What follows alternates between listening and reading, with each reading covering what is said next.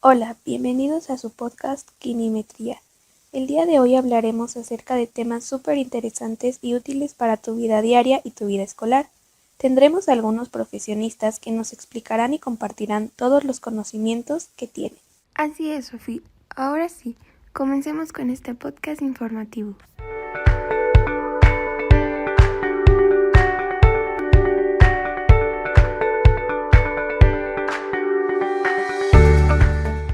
Para empezar, este podcast será especialmente dedicado a todos los subtemas de química que tengan que ver con la estequiometría.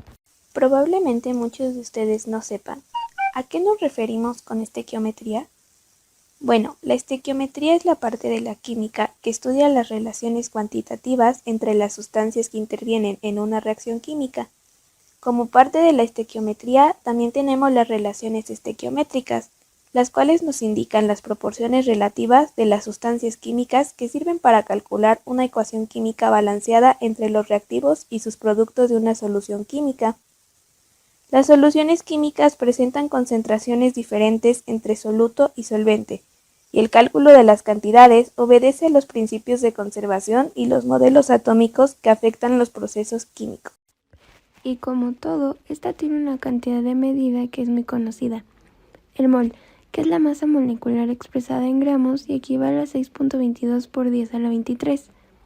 Esta sirve para medir la cantidad de partículas más pequeñas de una sustancia, ya sean iones, átomos o moléculas.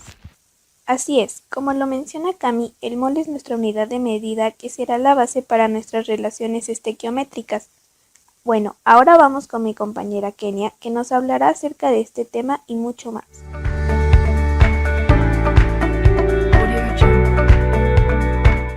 Hola, muchas gracias por invitarme a ser parte de este podcast y efectivamente como lo mencionan, también otro concepto importante en esto del mol y de estequiometría es la masa molar, que básicamente es la cantidad de masa que una sustancia contiene en un mol. Y para calcular la masa molar de un elemento es necesario conocer su masa atómica. Pero, ¿dónde se encuentra la masa atómica? Muy fácil, en la tabla periódica. Podemos encontrar un pequeño número situado en la parte superior derecha y este será el que nos va a ayudar. Recuerda que tenemos que redondear nuestro número, es decir, de punto 4 hacia abajo se redondea al mismo número, solo quitamos decimales. Cuando tenemos punto 5 mostraremos la cifra y mantendremos nuestro número decimal. Y a partir de punto 6 redondeamos el número siguiente quitando los decimales. Exacto, la unidad de masa atómica, UMA, es la unidad de masa atómica unificada y se define como la 12ª parte de la masa de un átomo neutro. Un dato curioso acerca de esto es que los átomos de cualquier elemento son tan pequeños que resulta imposible medir su masa atómica con una balanza. Es por esto que se utiliza el número de Avogadro, el cual nos permite determinar la equivalencia entre la masa en gramos y la masa atómica de un átomo. Por ejemplo, para calcular las masas atómicas de todos los átomos presentes en una ecuación química, se deben de sumar sus masas atómicas y así se obtendrá su masa molar. Muchas gracias por esta información, Kenia. Me gustaría que Melanie nos enseñara un poco acerca del volumen molar.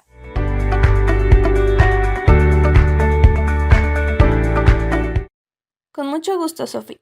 Te explico. El volumen molar es el espacio ocupado por un mol de una sustancia y nos sirve para conocer el volumen que ocupa una sustancia en un espacio determinado. Es decir, determina el volumen molecular reflejado en metros cúbicos por mol.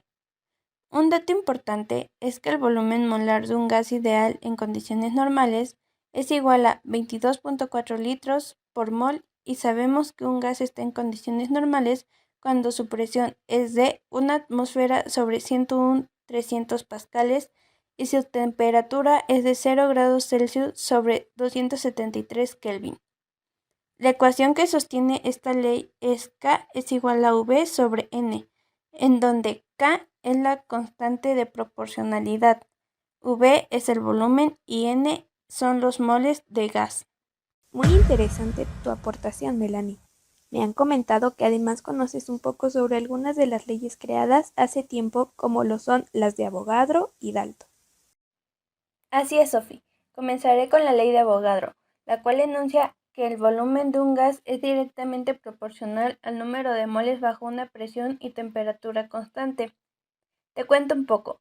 Amedeo Avogadro nació en 1776 y fue profesor de física en la Universidad de Turín, hasta que en el año de 1811 formuló esta ley, que forma parte de las famosas leyes de los gases ideales. La ley de Avogadro ha sido muy importante para la ciencia, ya que permite la transformación de la materia a cierta cantidad de partículas.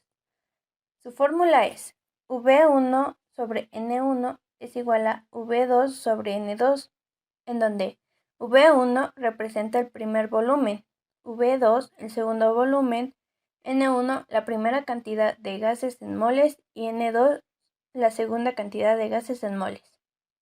Avogadro también menciona que volúmenes iguales de gases diferentes contienen el mismo número de partículas, a la misma presión y temperatura. Muy interesante. Alguna vez escuché que los gases tienen ciertas propiedades. ¿Tú sabes cuáles son? Sí, son 4 propiedades. La primera es que los gases se adaptan a la forma y al volumen recipiente que los contiene. La segunda es que se dejan comprimir fácilmente. La tercera es que se difunden sin complicaciones. Y la última es que la dilatan con facilidad. Muchas gracias, Melanie. Muy interesante tu aportación. Y ya que estamos en el tema de las leyes, me gustaría invitar a nuestra querida Perla, quien también tiene amplios conocimientos sobre todo esto.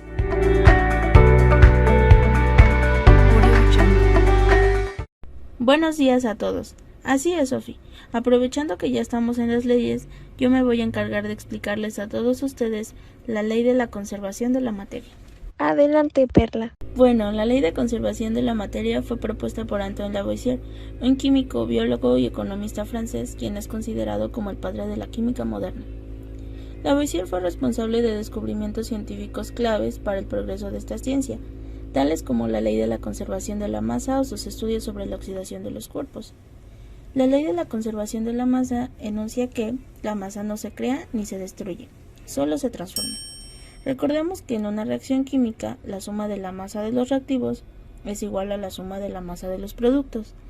Lavoisier tuvo que realizar numerosos y meticulosos experimentos para convencer a los que para entonces pensaban que al calentar un metal, este ganaba masa cuando se convertía en una nueva sustancia.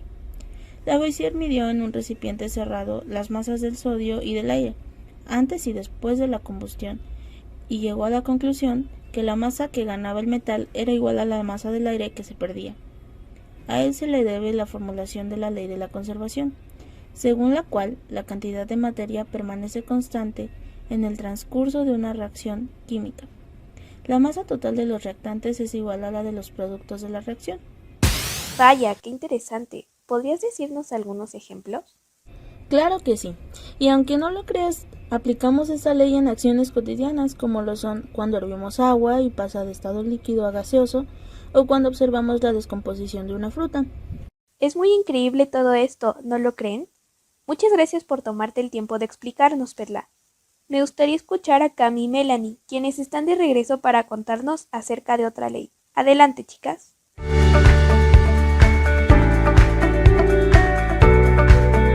Gracias, Sofi. Mencionaremos otra de las leyes que forman parte de la estequiometría, que es la ley de Proust, la cual fue establecida por Joseph Proust en 1801. Esta ley enuncia que cuando dos o más elementos se combinan para formar un determinado compuesto, lo hacen en una relación con un peso constante. Todo compuesto químico siempre contiene la misma proporción de cada uno de sus constituyentes. Esto quiere decir que cuando dos o más elementos se combinan para formar un compuesto, siempre lo harán en la misma razón de masa. Entonces podemos concluir que la constitución de un compuesto siempre es la misma, y por lo tanto, el porcentaje o proporción siempre será el mismo.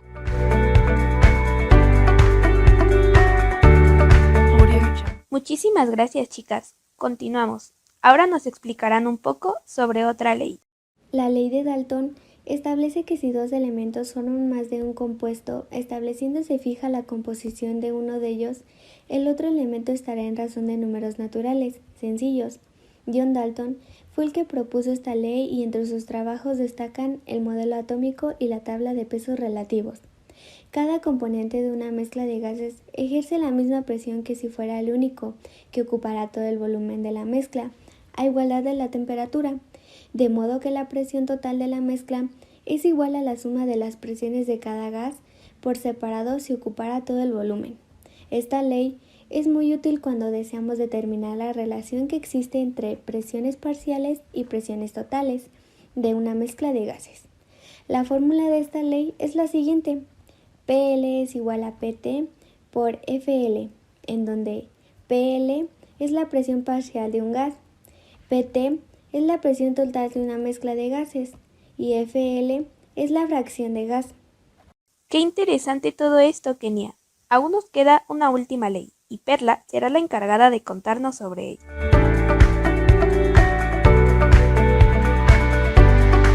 Pues sí, como última ley tenemos la ley de las proporciones recíprocas o equivalentes. Fue propuesta por Richard Wenzel en 1972. Esta ley enuncia que las masas de dos elementos diferentes se combinan con una misma cantidad de un tercer elemento. Guardan la misma relación que las masas de aquellos elementos cuando se combinan entre sí. Esta ley permite establecer el peso equivalente o peso equivalente gramo, que es la cantidad de un elemento o compuesto que reacciona con una cantidad fija de una sustancia de referencia. Con esta ley comprobamos que si tenemos un elemento con la misma masa en distintos compuestos, genera la relación entre las otras masas, y estos nos pueden servir para formar otro tipo de compuestos de la misma proporción. Una manera simple de visualizarla es a través de un triángulo de reciprocidad. Si se conocen las masas de A, C y B que se mezclan para formar los compuestos AC y AB, se puede determinar cuánto de C y B se mezclan o reaccionan para formar el compuesto CB. En los compuestos AC y AB, el elemento A está presente en ambos, por lo que al dividir sus proporciones másicas se encuentra cuánto C reacciona con B. Guau, Perla, muchas gracias por tus valiosas aportaciones. Ahora yo me encargaré de enseñarles un poco acerca de algunas relaciones estequiométricas. Comenzamos con mol-mol. Estas son las más sencillas. El coeficiente que acompaña a las sustancias en una ecuación química indica el número de moles que intervienen. Para estas podemos hacer una simple regla de 3 dependiendo de qué es lo que nos pida la reacción. Las siguientes son masa-masa, en donde la cantidad de reactivo o producto se expresa en unidades de masa. Para esto, es necesario que los moles se conviertan en gramos, multiplicando la cantidad que se necesita del elemento por su masa molar. Por último tenemos las de mol-masa. Para estas es necesario utilizar el concepto de volumen molar. Recordemos que en condiciones normales, un mol de gas ocupa un volumen de 22.4 litros. También realizaremos una regla de 3 en estas reacciones. Debemos tener en cuenta que para todas las reacciones es necesario que nuestra ecuación esté balanceada. Como último subtema de este podcast, Camila nos explicará un poco sobre un reactivo limitante y rendimiento de reacción. Así es, pues en una reacción química se espera que todos los reactivos respondan entre sí para dar uno o más productos, pero en realidad esto no ocurre así, debido a que siempre uno de los reactivos está en exceso y otro de los reactivos estará en defecto. A este último se le conoce como un reactivo limitante, y la denominación señalada indica que por consiguiente dicho reactivo marcará el rendimiento de la reacción química. Cuando el reactivo limitante se acaba, la reacción química se detendrá.